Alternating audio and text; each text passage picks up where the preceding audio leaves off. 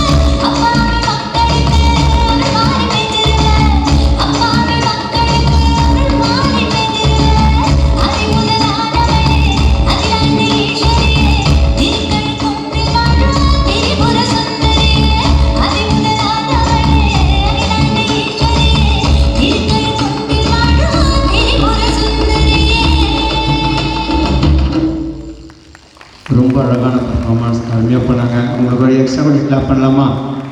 இவ்வளோ நேரம் இவ்வளோ அழகாக பர்ஃபார்மன்ஸ் பண்ணி உங்களை எல்லாரையும் ரசிக்க வச்சாங்க. எல்லோரும் ஒரு ஃபோட்டோஸ் மட்டும் எடுத்துங்க எல்லோரும் குரூப்பாக.